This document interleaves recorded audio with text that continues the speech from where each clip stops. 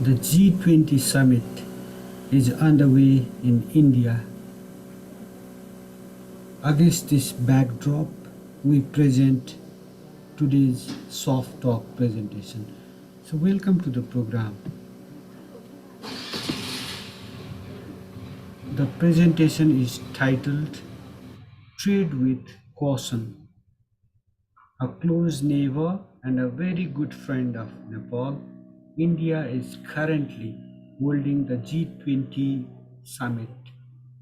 It features global and regional powers like the United States, China, India, the United Kingdom, South Africa, and France. This event points at the emergence of India as a force to reckon with in a committee of nations. Though the presidency of G20, representing around 85% of the global GDP, over 75% of the global trade, and about two-thirds of the world's population is part of a rotating arrangement. Remarkably, the summit comes at a time of heightened international tensions marked by the Russia-Ukraine war, worsening relations between the United States and China, India, between the United States and China, between China and India, among other factors. In such a forum, war of words between the countries that otherwise do not see eye to eye is but natural. Such exchanges may surely have much more than entertainment value, though.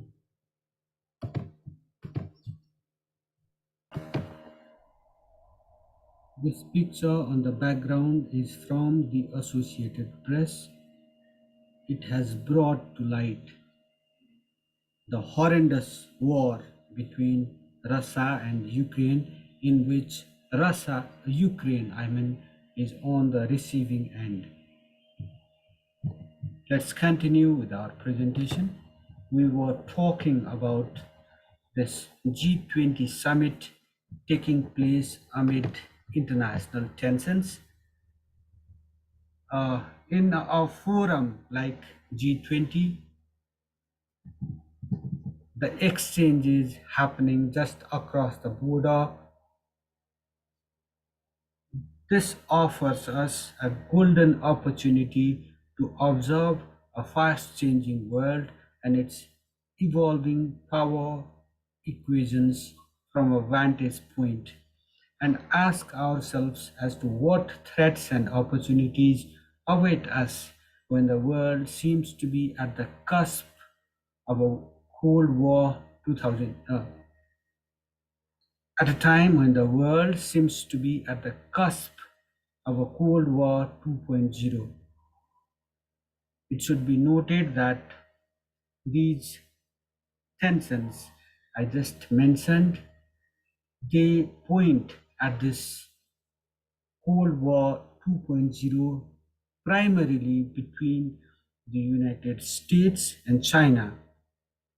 If you remember, the Cold War was a reference to the tensions to a war-like situation between the then United Soviet Socialist Republic, that is USSR, and the United States. It ended after the collapse of the Soviet Union, the collapse of the Soviet Union in the 1990s. Amid signs of winds of change sweeping the world yet again, it will be worthwhile to have a brief look into Nepal's contemporary history marked by some epoch making changes.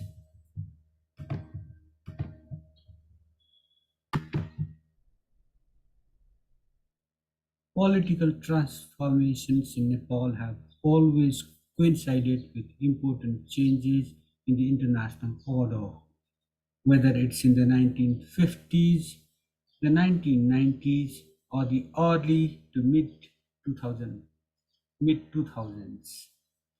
But let's not see these events just as tornadoes sweeping the world, making a landfall in Nepal.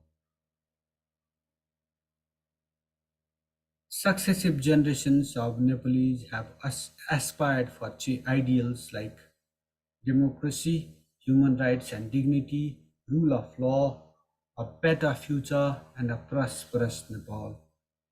The changes are reflections of Nepali aspirations, though it will be naive to separate Nepali consciousness from global consciousness and undermine the power of global waves of change. As the world is no longer a collection of isolated isles, geopolitics and geostrategy will surely have a more profound bearing, especially in medium-sized and small and instability-plagued countries like Nepal. What should worry our rulers, though, is that Nepal and the Nepalese have not arrived as yet, despite political movements, despite a series of political movements. Worryingly, recent years have seen the global push and pull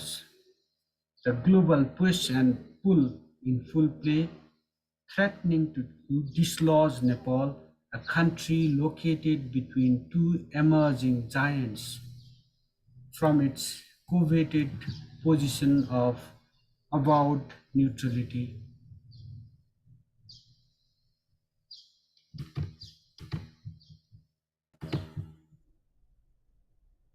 If the past is any guide, rulers tilt towards one or the other camp has ended up further weakening national sovereignty. Events like the G20 should inspire our rulers to negotiate turbulent waters of international diplomacy with extreme caution. With this, sorry, I just forgot to mention one thing. This piece was taken from the Annapurna Express, the editorial published in that daily. With this remark, I wrap up this edition of Soft Talk.